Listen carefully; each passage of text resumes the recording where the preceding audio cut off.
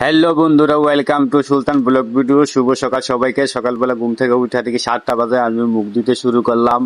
মুখ দিয়ে মুখটা মুছা নিলাম। ভাই সকালবেলা এক কাপ চা যদি না খাওয়া যায় তাহলে মনও ফ্রেশ হয় না, মাথাও ঠিক হয় না। তো আমিও চিন্তা করলাম এক কাপ চা তো খাওয়া লাগবেই।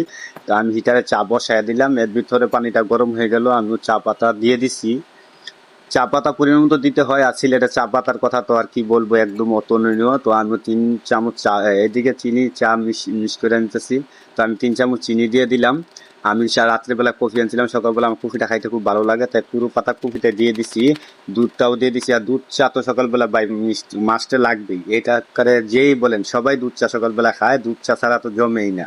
এদিকে চাও হয়ে গেছে, একটু লবণ দিয়ে দিলাম। চার লিগারটা খুবই করা হয়েছে আমার, জানেন না, খুব একটা ভাল লাগতেছে এই চার লিগারটা দেখে। আমি এত সুন্দর করে চার লিগার করতে পারি আগে তো জানতাম না।